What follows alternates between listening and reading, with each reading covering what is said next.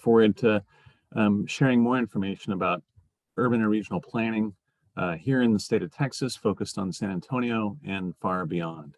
Hope this information will be helpful for those that are considering careers, not only in urban and regional planning, but also in fields that are related to urban and regional planning, whether that's engineering, public administration, architecture, a lot of other fields that connect with the work that we do. In just less than 20 minutes, we're going to go through a little bit of information about some of the different research that's been going on in this field and how it applies and changes practice through 4 examples, 3 of which were involved with UTSA students in our program recently. In the second half, we'll talk a little bit more about some of the ways that you can get involved in urban and regional planning and some of the next steps that we have for you at UTSA. But first, next slide, please. I want you to just take a moment and think for yourself. Think about where it is that you want to be in 5 years. Now, you don't have to write a paragraph, but I do want you to just jot down 3 words that describe part of your future that might or might not be related to urban planning. But I want you to just take a second and think about some of these key ideas, and we'll get to return to those a little bit later as well. Super, next slide. So one of the big ways that urban and regional planning makes a difference in the world is that we build understanding about the way that cities work so that when new ideas are prescribed, they actually support people's lives. The study that's summarized in the graphic on the left came from research in San Francisco, where they looked at the effect of traffic conditions on social relationships. Now, the top diagram was from a street with light traffic. Researchers went house to house all along the street and asked how many neighbors and which neighbors they knew or had a connection with. As you can see by those blue lines everywhere, the social interconnectedness on that street was, well, highly connected. With light traffic, people had opportunities to feel safe, combining, their communication with their neighbors and also with their other kids and family members. And so you had a well-connected community. In a street with moderate traffic, we saw moderate social relationships and ties on that street. And you guessed it, in a heavy traffic street, researchers found the least amount of relationships. And as you see in the red lines at the bottom, there were more relationships on the same side of the street than crossing the street. In other words, the way that we design our cities, how it impacts traffic flow, doesn't just impact the way that we get around. It impacts local communities in the present, but also their social relationships in the future. Now, this research and more is published in the book Livable Streets 2.0. But there's one big story that I want you to take away from this as far as what it means for practice, is that when we create plans for livable streets, we have better connected neighborhoods. And these changes last a long time. It's not just for the next 5 years, right? It lasts as long as those changes in the street remain in effect. And so we as planners get to be the key people to help design streets so that they support the needs for mobility, but also the needs for social connectedness. And in a result, we find that planners can support places to be more safe, more social, and more sustainable. Now let's take a look at some examples closer to home in San Antonio, Texas. Next slide. This study completed just last year with my student Jeffrey Job, who graduated with his Master of Science in Urban Regional Planning at UTSA, was on how bike share organizations should respond during COVID, which might apply during other pandemics in the future as well. Now, San Antonio has a system of bike share stations, which allow anybody to be able to check out a bicycle for a low fee at an hourly rate or a daily or even longer, and be able to explore the city. And these are high quality bikes, that don't require any maintenance or extra work for the individuals. And so it's a great opportunity for people to explore their city, get to know it better while building their own health. But how healthy is it during a pandemic?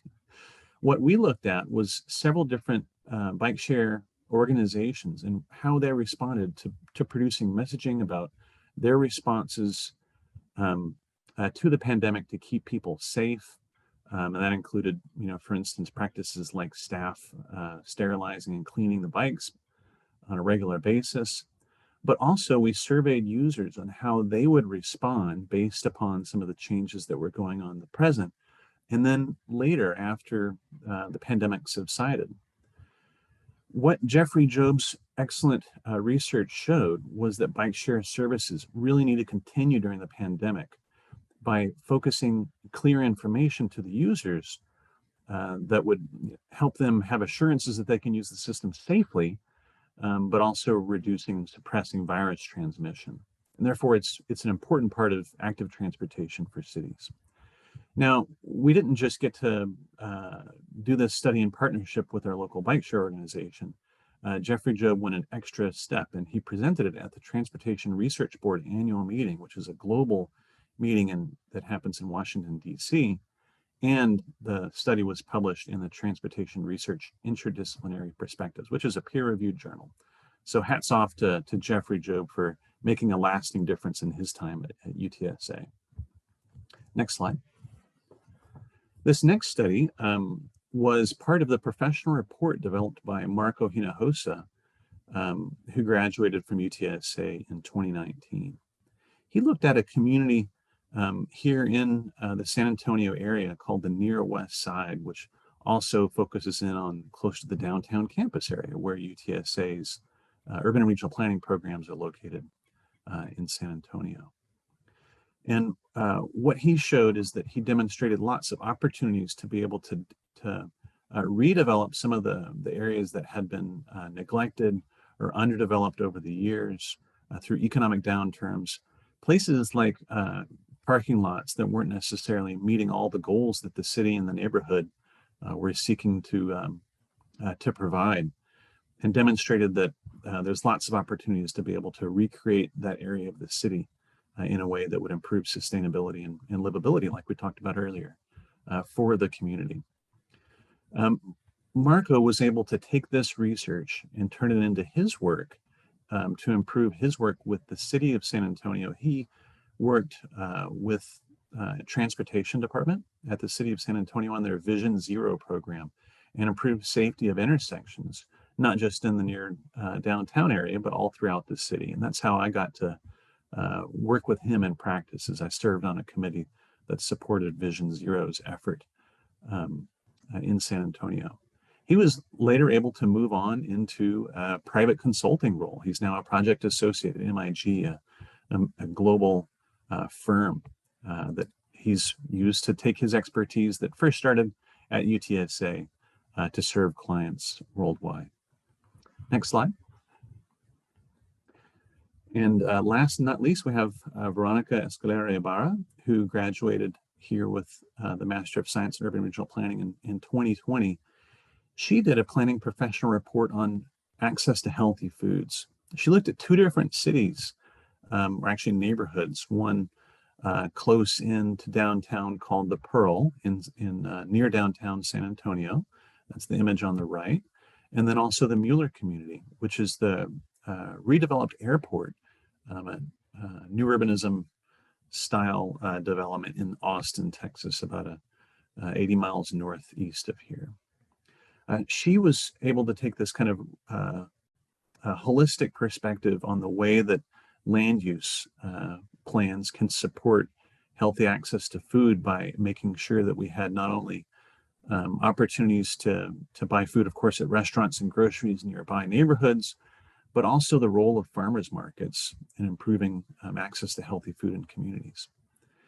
She's currently working at VIA in San Antonio, that is our public transportation organization, as a real estate coordinator. So now she has even more of a role to be able to support land use and transportation decisions that get made together in our city to improve health and livable city access. So hats off to her accomplishments as well. Now let's take another look at how you might get involved in urban regional planning at UTSA. Next slide. Overall, planning addresses the problems of today, but it also charts out the future that is truly desirable. The way that we have 2 programs at UTSA that can support your role. First is a Master of Science in Urban Regional Planning. This is a full minimum 2-year program that requires 48 semester credit hours, which translates to 16 different classes. You can, you don't have to specialize, but there's an option to be able to specialize as well that focuses your electives in either the directions of urban design, which is taught in partnership with our faculty in architecture, or urban policy, which connects with our Department of Public Administration at UTSA. You can take a professional practice track, with a professional report route, or if you're more interested in research over the long term, then we have a thesis option as well. Now, if you're not ready to commit to a full, 2 years or more for a master's program, we also have a graduate certificate in urban regional planning, which is only 5 classes. We have students that apply directly for that graduate certificate by itself, but we also have this as an option for people that choose other fields, whether that's, like I mentioned, engineering, architecture, public administration, or geography. We have all those students and more that choose to add on a graduate certificate in urban regional planning. Next slide. All our classes are almost all held either in the evening or online to support people that need to work while they're engaged in classes. So it's very flexible. It also supports folks with family and other responsibilities as well. As our program grows, we're also going to be adding more classes during the day as well. And they have a wide range from our required courses like Intro and Urban Planning Methods and Planning Practice and Ethics to specializations in elective topics like site planning and design and more. This graphic on the left was produced by our students that participated in the Urban Land Institute's Heinz competition, and they produced some excellent ideas and results. Next slide. We also have social opportunities to connect with and network in the community of planners and network with each other through the Urban Planning Student Association called UTSA. UTSA is a student-run organization that operates ways to connect with employers like the speed networking mixer. In this example, they perform community service like this group of ladies that were working with a volunteer gardening organization to support growing local food downtown in San Antonio, and also with alumni. Here on the right, Veronica kindly came back to connect with UTSA to be able to share her experiences on seeking employment and making a difference in their own community. So go out and find UTSA on Facebook, and then also have a website as well. It's at UPA SATX on Facebook, so you can connect with them there and see what they're up to lately. Next slide. In terms of employment, I wanted to give you some straight talk from surveys to give you a broader perspective of what the opportunities are with work. First of all, most or 70% of practicing planners have a master's degree. Now, that doesn't mean that it's not possible to get to begin work as a planner with a bachelor's degree. It is. Many people do. However, it's generally expected and supports continued advancement in the field if you do have that master's degree. Now, urban planning overall, according to Bureau of Employment Statistics at the United States, show that the field is growing much faster than average compared to other fields, 11% over the last, expected over this decade period that we're in right now. Now, the median salary for employed planners, not the starting salary, is about $76,000 a year. And that was from 2020 Bureau of Labor Statistics data. Now, after completing your degree and having the required experience, you can also sit for the AICP exam and earn this certification through the American Institute of Certified Planners. And those that choose that route also earn a higher salary than those that don't have that certification. So that's an option that you can look for in the future as well. Next slide. This is a few opportunities to learn more about our program. If you Google the graduate catalog at UTSA, you can see the exact program of study and the classes that you have to take, both the required and the optional electives in our urban and regional planning programs. Also, take a look at bluebook.utsa.edu. That's where we have syllabi for the courses posted online for everybody to see, in addition to survey results of students' evaluations of the classes and the professors. So check that out as well. Also check out the American Planning Association. All students in our programs have free membership as a student member to the APA. And so that's also another foot in the door for networking and looking at conference opportunities that are both local and nationwide as well. And for those of you that have a smartphone handy, you can check out this QR code and that'll take you to the link to help you learn more about applying to programs at UTSA in urban and regional planning. All right, let's wrap up with this next slide as well. I want you to take a moment and look back at that piece of paper from the beginning, where we asked you to think about a few words that describe where you wanted to be in the future. Think about whether that aligns with what I've talked about in terms of urban regional planning and whether this might be a route that you want to choose in the future. For those of you that are maybe have questions about our program or even just want to talk a little bit about urban and regional planning and what your role might be, I encourage you to reach out to me at the email address. That's greg.griffin@utsa.edu.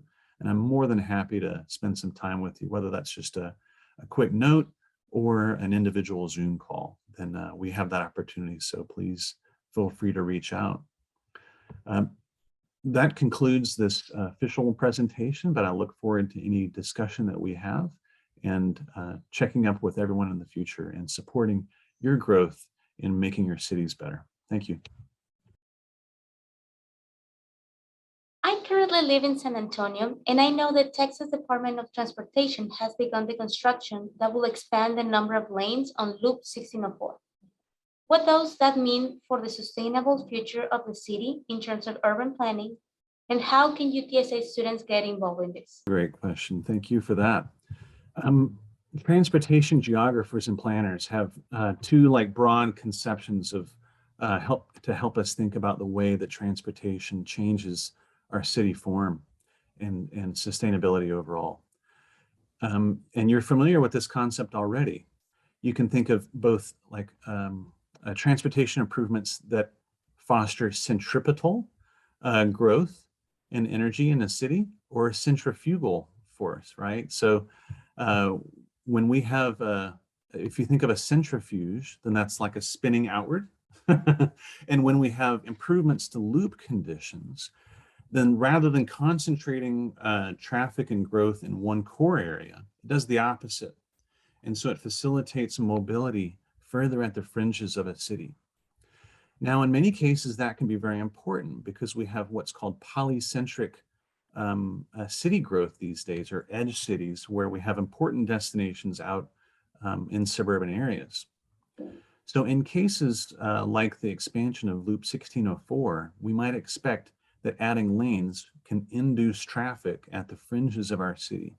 Now that increases vehicle miles traveled overall, which can exacerbate air quality issues, while at least temporarily mitigating congestion, though studies show that those traffic expansions also facilitate more urban growth at the fringes, and therefore increasing the overall distances that people drive and development at the fringes. So the answer is that it depends on what you want your city to look like and how you should respond in public engagement. And for those that need and want that mobility towards the fringes, then that's going to help at least temporarily mitigate their challenges. For those that are concerned about urban sprawl and air quality, then you might want to provide some feedback to the State Department of Transportation. Now you can get involved directly. TxDOT has a great public involvement website, and I encourage you to Google something called Project Tracker that TxDOT operates, so you can really see the details about exactly what's going on with that project, and it'll give you an email address to check in with the responsible staff member at TxDOT to give your public input. For those that are interested in making a difference, I would encourage you to go even further and talk more with local organizations that are involved in the decision-making, including environmental groups, economic development groups, and also school boards. Everybody has mobility needs, and everybody is a stakeholder as part of the community. So connect with those that you think might help make a difference in the direction that you want to create for the future. What kind of advice can you provide to an international student who is considering pursuing a graduate program in urban and regional planning? Please reach out to us, with both the graduate advisor on your screen and to me as well. And let's just start chatting about what your interests are and needs.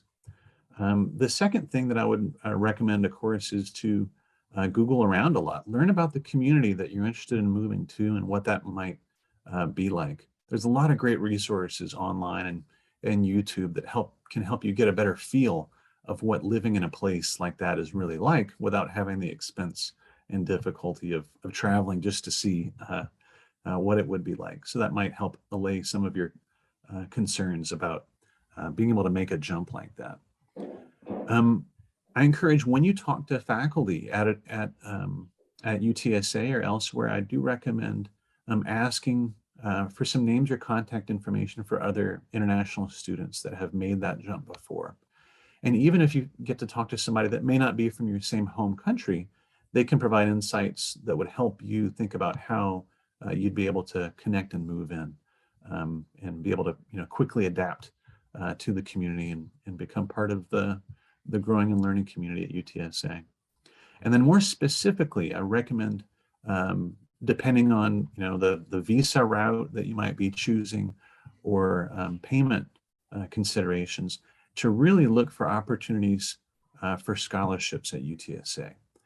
For those that earn competitive scholarships that are worth $1,000 or more, that does achieve a tuition cost reduction to the in-state level. And so that's a huge impact. And so I really encourage you to reach out and find those opportunities. Always fun to talk with interested students about urban regional planning. Thank you.